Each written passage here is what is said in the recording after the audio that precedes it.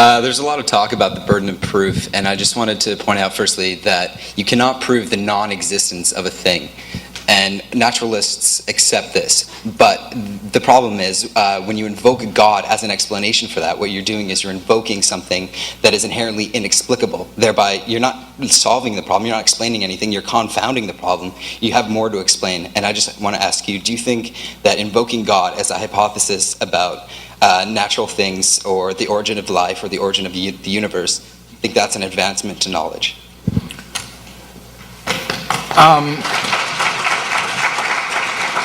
Now, repeat the first part of the question again, because I disagreed with what you said there.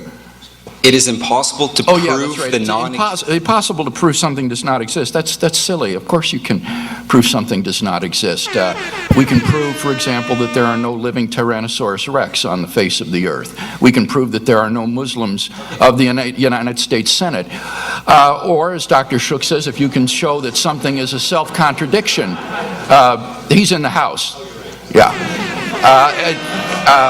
You can show that something is self-contradictory. So there are no married bachelors. So this is an atheist line that you hear on a popular level all the time, but that sophisticated atheists don't take, because it is easy to prove that things don't exist. Now the question is, if it is the case that you can't prove that God does not exist, then you shouldn't be a naturalist.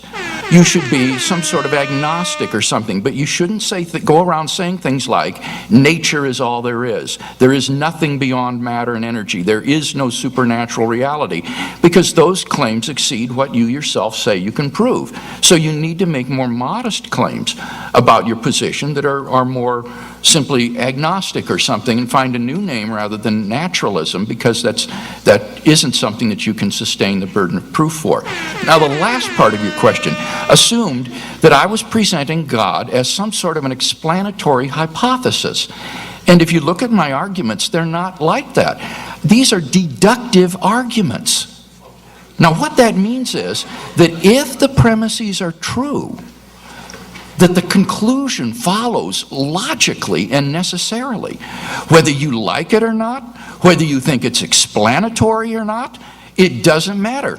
All that matters is, are the premises more plausibly true than not? Because if they are, then the conclusion is logically unavoidable.